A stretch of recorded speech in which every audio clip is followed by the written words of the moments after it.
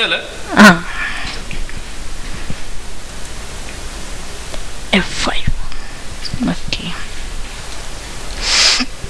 नमस्कार विद्यार्थी मित्रांनो, तुमचं MA एज्युकेशन पार्ट 2 या सत्रामध्ये तुमचा जो विषय आहे ICT इन एज्युकेशन किंवा माहिती संप्रेषण तंत्रविज्ञान या विषयातील स्पोकन ट्युटोरियल, त्याला मराठीमध्ये निबंध लेखन असं म्हटलं जातं.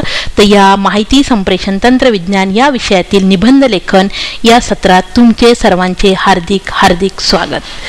आज आपण शैक्षणिक तंत्रविज्ञान या घटक क्रमांक 1 वर बोलणार आहोत. या ठिकाणी थोडक्यात तुम्हाला सांगते की माहिती संप्रेषण तंत्रविज्ञान, आपल्याला टेक्नॉलॉजी म्हटलं ना की थोडीशी भीती वाटत असते. म्हणून 2 गोष्टी तुम्ही लक्षात ठेवा. जर माहिती संप्रेषण तंत्रविज्ञान या विषयात प्रगती करायची असेल तर तुम्हाला या विषयाचे अभ्यास साहित्य वाचावे लागेल, खोलवर जाऊन त्याचा अभ्यास करावा लागेल. चला तर मग आपण त्वरित कामास लागूया, उशीर नको. चला लवकर लवकर आपल्याला या ठिकाणी कामाला लागायचं आहे. तर आपला पहिला घटक आहे शैक्षणिक तंत्रविज्ञान. तर याची थोडक्यात मी तुम्हाला पार्श्वभूमी सांगते. शैक्षणिक तंत्रविज्ञानाचा विकास फार पूर्वीपासूनच होत गेलेला आहे, ज्या वेळेला केवळ शिक्षक हाच ज्ञानाचा एकमेव उगम होता. 14व्या शतकामध्ये छपाईचा शोध लागला आणि ग्रंथ, उपनिषदे, पुस्तके इत्यादी छापली गेली. त्यानंतर पुढे 15व्या शतकामध्ये एडवर्ड कुटे यांनी इंग्लिश स्कूल मास्टर या प्रकाशित केलेल्या पुस्तकावरून 16व्या शतकातील शिक्षणाची संकल्पना आपल्याला त्या ठिकाणी स्पष्ट केली. नंतर इरॅस्मस याने 1466 किंवा ते 1536 हा त्याचा कालावधी आहे, यांनी देखील चित्र आणि तक्त्यांचा वापर अध्यापनामध्ये करण्याला सुरुवात केली. त्यानंतर 15व्या शतकामध्ये व्हिक्टोरिया द फिल्ट्री याने पहिलं चित्र त्या ठिकाणी वापरलं. फ्रान्सिस बेकनने या ठिकाणी सुरुवात केली. अशा प्रकारे ही सुरुवात करत करत आज आपण अगदी खूप जवळच्या म्हणजे अगदी मोबाईल पर्यंत ई लर्निंग ज्याला असं म्हणतो आपण, किंवा मोबाईलद्वारे अध्यापन करू शकतो, अशा प्रकारचा आपण या ठिकाणी उगम हा शैक्षणिक तंत्रविज्ञानाचा झालेला आहे. तर एरिक एशबी याने शिक्षण तंत्रविज्ञानामधील ही क्रांती 4थी क्रांती आहे. तर स्टील रॉ यांनी याचे 3 कारणं या ठिकाणी स्पष्ट केलेले आहेत. तर ती 3 कारणं म्हणजे लोकसंख्येमध्ये वाढ, दुसरं कारण आहे ज्ञानाचा प्रस्फोट आणि तिसरं आहे विज्ञान तंत्रज्ञान प्रगती. जगातील लोकसंख्या अत्यंत झपाट्याने वाढते आहे, त्यासाठी आपल्याला या विषयाची गरज आहे. ज्ञानाचा प्रस्फोट, ज्ञानाच्या कक्षा वेगाने रुंदावत आहे. प्रत्येक क्षेत्रातील ज्ञान एवढे विस्तीर्ण झाले की आपल्याला ते ऐकून वाचून मिळणे शक्य नाही. म्हणून आपल्याला तंत्रविज्ञानाच्या साधनांमुळे ते शक्य झालेले आहे.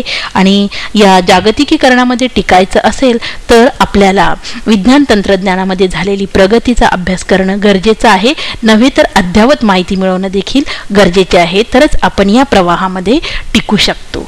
थोडक्यात आज आपण या ठिकाणी शैक्षणिक तंत्रविज्ञानाची संकल्पना काय आहे ही मी तुम्हाला या ठिकाणी सांगते. की शैक्षणिक तंत्रविज्ञान याचे ऐतिहासिक पार्श्वभूमी बघितल्यानंतर आपल्याला याविषयी संकल्पना तयार झालेलीच असेल, परंतु वेगवेगळ्या पद्धतीने निरनिराळ्या संदर्भात शैक्षणिक तंत्रविज्ञान हा शब्द वापरला जातो हे पाहणे केव्हाही उचितच ठरेल. तर याचा 2 प्रकारे त्याचा अर्थ घेतला जातो. हा अर्थ ल्युमसडेन याने 2 प्रकारे सांगितलेला आहे. पहिल्या प्रकारामध्ये शैक्षणिक विज्ञानाचा शैक्षणिक साधनाशी असलेला संबंध आणि याला शैक्षणिक साधनांचे तंत्र असे म्हटले जाते. शैक्षणिक तंत्रविज्ञान 1 या प्रकारात शैक्षणिक साधनांचे विविध स्वरूप, त्याची माहिती, उपयोग करण्याची पद्धती, अध्ययन प्रक्रियेवर होणारा परिणाम, फायदे, तोटे इत्यादींचा विचार केला जातो. थोडक्यात यंत्रसामग्रीचा अंतर्भाव या ठिकाणी दिसून येतो. तर दुसऱ्या प्रकारामध्ये विविध उद्दिष्टांचा शास्त्रीय दृष्ट्या विचार करून निरनिराळ्या अध्यापन कार्यक्रमाचे संयोजन करण्याविषयीच्या गोष्टी या ठिकाणी दिसून येतात. हे दोन्ही दृष्टिकोन परस्परास पूरक आहे. आपल्याला असं म्हणता येईल की हे 2 महत्त्वाचे भाग नसून ते एकाच नाण्याच्या 2 बाजू आहे. याचाच अर्थ असा की शैक्षणिक तंत्रविज्ञानात केवळ यंत्राचा वापर व्हावा असे नाही, तर शिक्षण क्षेत्रामध्ये ज्या काही समस्या निर्माण होतात त्या सोडवण्यासाठी केलेली पद्धतशीर उपाययोजना म्हणजे शैक्षणिक तंत्रविज्ञान होय. कारण प्रत्येकच गोष्ट यंत्राद्वारे आपण सोडवू शकत नाही, तर काही वेळेला चित्राचा वापर करावा लागतो, काही वेळेला सहलीचा वापर करावा लागतो. डिब यांनी ही शैक्षणिक तंत्रविज्ञानाची संकल्पना 3 प्रकारे मांडलेली आहे. पहिलं म्हणजे तांत्रिक साहित्य आणि स्रोतांच्या संदर्भामध्ये, दुसरं म्हणजे संवाद माध्यमांच्या संदर्भाद्वारे आणि तिसरं म्हणजे मानसिक प्रतिमान आणि तत्वाद्वारे. यातूनच आपल्याला असे म्हणता येईल की शैक्षणिक तंत्रविज्ञान हे शिक्षकाला सुद्धा अध्यापनासाठी साधने उपलब्ध करून देते. शैक्षणिक तंत्रविज्ञान हे प्रसार माध्यमाच्या व्यवस्थेवर अवलंबून आहे, ज्यामध्ये काही निश्चित मॉडेल्स तत्वांचा उपयोग अध्ययन अध्यापन संकल्पना स्पष्ट करण्यासाठी केला जातो. माहितीचे स्वरूप, रचना, हस्तांतरण या गोष्टीवर भर दिला जातो. शिकणाऱ्यांच्या गुणवैशिष्ट्यांचे व्यवस्थित पृथक्करण केले जाते. संवादाचे हस्तांतरण होते, कारण त्यामुळे अर्थपूर्ण प्रकटीकरणावर भर दिला जातो. गुणात्मक शिक्षण प्रशिक्षण कार्यक्रमासाठी सूचनात्मक संवाद तत्व आणि सरावाचा उपयोग केला पाहिजे. त्यासाठी सर्व बाबी शिक्षकांच्या प्रशिक्षणात समाविष्ट असणे देखील गरजेचं आहे. त्यानंतर आपण शैक्षणिक तंत्रविज्ञानाच्या थोड्या व्याख्या या ठिकाणी बघूयात. पहिली व्याख्या जॉन लिडेन यांनी केलेली व्याख्या जी आहे, त्या व्याख्येमध्ये असं सांगितण्यात आलेलं आहे की आधुनिक अध्ययन अध्यापनामध्ये दिसून येणाऱ्या आधुनिक साधनांच्या व तंत्रांच्या पद्धतशीर वापरांच्या संदर्भात येणारे तंत्र म्हणजे शैक्षणिक तंत्रविज्ञान. NCERTशी आपण सगळेजण प्रचलितच आहोत, तर त्यांनी देखील अशी व्याख्या केलेली आहे की तंत्र, पद्धती आणि प्रणाली यांचा विकास, उपाययोजना आणि मूल्यमापन म्हणजे शैक्षणिक तंत्रविज्ञान असून ते मानवी अध्ययनाच्या क्षेत्रामध्ये मदत करतं. त्याचप्रमाणे आंतरराष्ट्रीय आयोगाने देखील, विकास आयोगाने व्याख्या एक दिलेली आहे की शिक्षण प्रक्रियेच्या समृद्धीसाठी विविध शास्त्रीय पद्धतींची, साधनांची सुव्यवस्थित बांधणी करण्यासाठी केलेले शास्त्रीय प्रयत्न म्हणजे शैक्षणिक तंत्रविज्ञान होय. प्रत्येक विद्यार्थी हा वेगवेगळ्या पद्धतीने नव्हे तर वेगवेगळ्या गतीने शिकत असतो. निरनिराळी कौशल्य, वेगवेगळ्या गोष्टीचे ज्ञान, त्या संबंधीचे आकलन इत्यादी साध्य होण्यासाठी विद्यार्थी एकाच मार्गाचा अवलंब न करता विविध प्रकारांनी अवलंब करत असतो, विविध प्रकाराने प्रयत्न करत असतो. इतकेच काय, जे वर्गात शिकवले जाते त्यात समाविष्ट होणाऱ्या विविध गुणधर्मांचाही तो स्वीकार करत असतो. यावरून आपल्याला असे म्हणता येईल की शैक्षणिक तंत्रविज्ञान म्हणजे आधुनिक शैक्षणिक पद्धती, तंत्र, मूल्यमापन, माध्यम, आदान प्रदान, शिक्षण व विद्यार्थी यांच्यामध्ये जोडला जाणारा दुवा आहे. शैक्षणिक तंत्रविज्ञानाचे उपयोग. शैक्षणिक तंत्रविज्ञानाचे उपयोग या ठिकाणी मी 7-8 उपयोग दिले, यापेक्षाही तुम्ही आणखीन जास्त लिहू शकता. तर पहिला जो वापर आहे म्हणजे ज्ञान संचयन. प्रत्येक क्षणागणिक अत्यंत जलद गतीने ज्ञान विस्तारत आहे. जे ज्ञान आपल्या वापरासाठी आणि त्यांचे संवर्धन करण्यासाठी साठविले जाते. पूर्वी पुस्तक रूपाने साठवले जाई, आज तंत्रज्ञानाच्या साधनांमुळे ते साठवता येते. परिसंवाद, चर्चासत्र, कार्यशाळा ही त्याची महत्त्वाची साधनं आहेत. आज शैक्षणिक तंत्रविज्ञानाद्वारे ज्ञानाचे सादरीकरण होत आहे. अनेक तंत्रांचे मौल्यवान विचार, तज्ज्ञांची मौल्यवान विचार, कल्पना, भाषणे दृकश्राव्य साधनाद्वारे साठवून ठेवता येतात व आवश्यकता पडेल तेव्हा त्याचा उपयोग केला जातो. शिक्षण क्षेत्रातील तंत्रविज्ञानाने हे ज्ञान संचयन केले जाते. ज्ञान संक्रमण. व्यापक होत असलेले ज्ञानाचे क्षेत्र सर्वांपर्यंत पोहोचवता आले पाहिजे, म्हणजेच व्यापक ज्ञानाचे संक्रमण झाले पाहिजे. सर्वांपर्यंत हे ज्ञान पोहोचून त्याचा फायदा अनेकांना झाला पाहिजे. 4 बंदिस्त भिंतीमधील असलेले शिक्षण आज शैक्षणिक तंत्रविज्ञानामुळे मुक्त झालेले आहे. मुक्त शाळा, मुक्त विद्यापीठ, कंट्रीवाईड क्लासरूम ही त्याची उदाहरणं आहेत. दूरवरच्या विद्यार्थ्याला आपण ज्ञान पोचवत आहोत, हे ज्ञान संक्रमणाचे एक योग्य उदाहरण आहे. TV, रेडिओ, कॅसेट याद्वारे देखील आपण ज्ञान संक्रमण हे करू शकतो. ज्ञान सबलीकरण हा अत्यंत महत्त्वाचा दृष्टिकोन आहे. संशोधनाद्वारे हे केले जाऊ शकते. संगणकाच्या साहाय्याने मिळवलेल्या माहितीचे विश्लेषण केले जाऊ शकते. हार्डवेअर तंत्रज्ञानाचा उपयोग करून माहिती मिळवता येते. शैक्षणिक प्रक्रियेचे यांत्रिकीकरण होत आहे असे यामुळेच म्हटले जाते. व्यासंगी तज्ज्ञांचा लाभ. अध्यापनात सर्वच शिक्षक कार्य करतात, परंतु काही शिक्षक असे असतात की ते आपल्या विषयात तसेच इतर विषयात देखील परिपूर्ण असतात. त्यांना इतर विषयांचा देखील व्यासंग असतो. जिज्ञासा, जिद्द, चिकाटी, उत्साह, अभ्यासवृत्ती अशामुळे शिक्षकांचे अध्यापन प्रभावी आणि ज्ञानाच्या दृष्टीने परिपूर्ण असते. अशा शिक्षकांचा लाभ आपल्याला शैक्षणिक तंत्रविज्ञानाद्वारे विद्यार्थ्यांना करून देता येतो. लोक शिक्षणासाठी देखील आपल्याला याचा उपयोग होतो. हे जाहिरातीचे युग आहे. ग्राहकांच्या मनात अनेक संभ्रम निर्माण झालेले असतात. योग्य अयोग्य गोष्ट समजवण्यासाठी ग्राहक चळवळ, सरकार क्षेत्र, लोकशिक्षणासाठी देखील शैक्षणिक तंत्रविज्ञानाचा उपयोग होतो. वंचितांचे शिक्षण. शिक्षणाच्या सर्व स्तरावर गळती आणि स्थगन ही फार मोठी समस्या आहे. याचे कारण म्हणजे दारिद्र्य, आर्थिक सुबत्ता अर्धवट असल्यामुळे आर्थिक सुबत्ता नसल्याने शिक्षण अर्धवट सोडावे लागते. पर्यायाने शिक्षण सोडावे लागल्याने अनेक मुलांना शिक्षणापासून वंचित राहिलेले दिसतात. अशा विद्यार्थ्यांना शिक्षणाच्या प्रभावात सामील करून घेता येते. कमी वेळेत चांगले मार्गदर्शन. शैक्षणिक तंत्रविज्ञानामुळे अध्ययन करण्याची गती वाढते, त्यांचे श्रम देखील वाढतात. मोठ्या विद्यार्थी संख्येला देखील चांगल्या दर्जाचे शिक्षक शैक्षणिक तंत्रज्ञानामुळे मिळू शकते. तसेच कमीत कमी वेळेत विद्यार्थ्यांना अधिक चांगल्या प्रकारचे मार्गदर्शन करून त्यांच्या शंकेचे निरसन करता येते. शैक्षणिक तंत्रविज्ञानाचे उपागम. दोन उपागम या ठिकाणी आपल्याला सांगता येतील. एक हार्डवेअर आणि सॉफ्टवेअर म्हणजे कठीण साहित्य आणि मृदू साहित्य. तर कठीण साहित्य म्हणजे काय की यामध्ये शिक्षणात वापरल्या जाणाऱ्या यांत्रिक, इलेक्ट्रॉनिक आणि ऑप्टिक साधनांचा विचार केला जातो. उदाहरणार्थ दूरदर्शन, प्रोजेक्टर, ध्वनिमुद्रक. मृदू साहित्यामध्ये फिल्म, टेप्स इत्यादींचा उपयोग केला जातो. थोडक्यात उदाहरण म्हणजे संगणक हे हार्डवेअर आहे आणि संगणकावरील कार्यक्रम हे सॉफ्टवेअर आहे किंवा कठीण साहित्य मृदू साहित्यामध्ये ते मोडलं जातं. त्यानंतरचा भाग आपण बघणार आहोत की ICT इन एज्युकेशन म्हणजे शिक्षणातील माहिती संप्रेषण तंत्रविज्ञान. तर विद्यार्थी मित्रांनो, सुरुवातीला आपल्याला माहिती तंत्रविज्ञान म्हणजे काय हे बघावं लागेल. ऑक्सफर्ड लर्नर्स डिक्शनरीनुसार इन्फॉर्मेशन टेक्नॉलॉजी म्हणजे माहितीचा वापर करणे, माहिती साठवणे, माहितीचे विश्लेषण करणे, माहिती पाठवणीसाठी उपयोगात आणल्या जाणाऱ्या इलेक्ट्रॉनिक उपकरणांची, विशेषत्वाने संगणकाचा अभ्यास करणे. तर इन्फॉर्मेशन कम्युनिकेशन टेक्नॉलॉजी म्हणजे संप्रेषण तंत्रविज्ञान म्हणजे की माहिती पाठवणे, माहिती स्वीकारणे, माहितीची देवाणघेवाण करणाऱ्या प्रक्रियांचा अभ्यास करणे म्हणजे माहिती तंत्रविज्ञान होय. सुरुवातीच्या काळामध्ये इन्फॉर्मेशन टेक्नॉलॉजी आणि कम्युनिकेशन टेक्नॉलॉजी यांची प्रगती आपापल्या क्षेत्रात स्वतंत्रपणे मार्गस्थ झाली.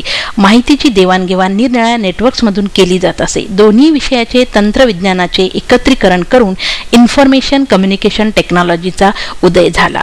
आताच्या युगात माहितीची निर्मिती, साठवण, विश्लेषण आणि देवाणघेवाण यात संगणकाला महत्त्वाचे स्थान प्राप्त झालेले आहे. तर असे हे माहिती संप्रेषण तंत्रविज्ञानाची व्याख्या काय आहे ती आपण या ठिकाणी बघूया की युनेस्कोने अशी व्याख्या केलेली आहे की माहिती तंत्र संप्रेषण तंत्रविज्ञान ही तांत्रिक आणि अभियांत्रिकीची शाखा आहे ज्यामध्ये माहिती मिळवण्यासाठी वापरली जाणारे व्यवस्थापकीय तंत्र, माहितीचे उपयोजन, माहितीच्या सामाजिक, आर्थिक आणि सांस्कृतिक अंगाचा समावेश होतो. तर टॉमी यांनी असं सांगितलेले की माहिती उपलब्ध करून देणे, घेणे, एकत्रित करणे, रचणे, माहितीचे सादरीकरण करणे किंवा संप्रेषित करण्यासाठी वापरण्यात येणारी तंत्रांमध्ये उपयोगात असणारे कठीण साहित्य, मृदू साहित्य म्हणजेच हार्डवेअर, सॉफ्टवेअर आणि कनेक्टिव्हिटीशी संबंधित तंत्रांचा, उपकरणांचा यामध्ये समावेश केला जातो. थोडक्यात शिक्षणातील माहिती संप्रेषण तंत्रविज्ञान ही माहिती आणि त्यांचे संप्रेषण सुविधांची प्रक्रिया आहे आणि त्याचा उपयोग शिक्षणातील अध्यापन प्रक्रियेतील विविध कृतींसाठी होतो. माहिती संप्रेषण तंत्रविज्ञानाची गरज. लोकसंख्येत वाढ झाल्यामुळे आपल्याला त्याची आवश्यकता भासलेली आहे. ज्ञानाचा प्रस्फोट खूप झालेला आहे. त्यानंतर जागतिकीकरणामध्ये जर आपल्याला टिकायचं असेल तर काही शिक्षण आपल्याला घेणं हे अनिवार्य आहे, म्हणून देखील आपल्याला याचा उपयोग होतो. प्रौढ साक्षरता म्हणजे की काय की काही कारणास्तव शिक्षण सुटलेलं असेल, करता आलं नसेल तर माहिती संप्रेषण तंत्रविज्ञानाद्वारे त्याला शिक्षण घेता येतं. विविध प्रसार माध्यमाद्वारे आपण शिक्षण देऊ शकतो. त्यानंतर स्त्री पुरुष असा भेद न करता आपल्याला तंत्रविज्ञानाचं गरज या ठिकाणी म्हणजे ज्ञान आपल्याला घेता येतं आणि आज क्वालिटी एज्युकेशन आपण जे म्हणतो तर क्वालिटीमध्ये असं आहे की प्रत्येकाच्या विचारांना महत्त्व आहे आणि मग चांगले विचार एकत्रित करून जो विचार निर्माण होतो त्याला आपण गुणवत्ता म्हणतो. तर असं जर गुणवत्तापूर्ण शिक्षण करायचं असेल तर माहिती तंत्रज्ञानाची आपल्याला त्या ठिकाणी गरज पडते आणि त्यासाठी सगळ्यात उपयुक्त आहे शैक्षणिक वातावरण. आणि हे शैक्षणिक वातावरण जर निर्माण करायचं असेल तर आपल्याला माहिती संप्रेषण तंत्रविज्ञानाशिवाय पर्याय दुसरा कुठलाही पर्याय या ठिकाणी सापडता येत नाही. आता या माहिती संप्रेषण तंत्रविज्ञानाचे थोडक्यात उपयोग मी या ठिकाणी सांगत आहे की शिक्षकाला जर माझ्या विद्यार्थ्यांना काहीतरी मला द्यायचं आहे, मग एखादा विद्यार्थी असा असेल की त्याला तो भाग समजत नसेल, मग त्याला तो भाग समजून सांगायचा आहे, तर मग मला काहीतरी निर्माण करावं लागेल. मग हे काहीतरी काय निर्माण करायचं आहे तर त्या विद्यार्थ्यासाठी विशेष असं साहित्य मला निर्माण करायचं आहे आणि विशेष साहित्य निर्माण करायचं असेल तर माहिती संप्रेषण तंत्रविज्ञानाचा उपयोग मोठ्या प्रमाणामध्ये होतो. आज संशोधनामध्ये विविध प्रकारच्या संख्याशास्त्रीय क्रिया लवकरात लवकर आपल्याला करता येतात, त्यामुळे देखील याचा वापर वाढलेला आहे. त्यानंतर विविध भौगोलिक भाग आपण एकमेकांना जोडू शकतो, त्या भागाची योग्य वेळी पाहिजे त्यावेळी माहिती आपल्याला यामुळे घेता येते. तसंच आपलं शैक्षणिक कार्य जरी आपण एखाद्या संस्था असेल, विद्यापीठ असेल, महाविद्यालय असेल तर त्याचा प्रमुख त्याच्या कार्यालयामध्ये बसून माहिती संप्रेषण तंत्रज्ञानाद्वारे आपल्या कार्यभार कसा चालू आहे, कोण कशा प्रकारचं काम करत आहे याची सर्व माहिती त्याला याद्वारे मिळते. आणि सगळ्यात महत्त्वाचं म्हणजे प्रत्येकाला जर अध्ययनामध्ये प्रगती करायची असेल आणि आपल्याला अद्ययावत व्हायचं असेल तर याचा फार मोठ्या प्रमाणावर आपल्याला या ठिकाणी उपयोग हा होतो. याचे फायदे थोडक्यात आपल्याला असे सांगता येईल की त्वरित माहिती आपल्याला हवी असेल तर आपण आंतरजालाद्वारे ती माहिती उपलब्ध करून घेऊ शकतो. त्वरितच नव्हे तर अद्ययावत काल काय शोध लागला तो आज आपल्याला पटकन याच्यामुळे लक्षात येतो. त्याच्यानंतर भौगोलिक क्षेत्रांची जुळणी तर मी मागच्या उपयोगामध्ये तुम्हाला स्पष्ट केलेलीच आहे. स्वयंप्रेरणा म्हणजे अशी की या ठिकाणी काय होतं की कम्प्युटरवर एखादा कार्यक्रम आपल्याला सांगितलं की इथं क्लिक करा आणि पुढे जा, मग ते पान उघडेल, मग तुम्ही असं करा, मग पुढे क्लिक करा, पुढे असं जा. तर आणि त्यामुळे ते जसजसं पुढे जातं तरी आपल्याला एक स्वयंप्रेरणा निर्माण होते की नाही मला हे करता येतं आणि मी ते करेल. असा प्रकारचा हा शैक्षणिक माहिती तंत्रविज्ञानाचा उपयोग आपल्याला फायदा हा महत्त्वाचा आहे. आता शेवटचं की शैक्षणिक महत्त्व काय आहे याचं की स्वस्त म्हणजे खूप मोठ्या प्रमाणावर इतर माहिती आपल्याला इतर मार्गाने माहिती उपलब्ध होते आणि ही माहिती कमी वेळेत आणि कमी खर्चामध्ये आपल्याला शैक्षणिक तंत्रविज्ञानामुळे देता येते.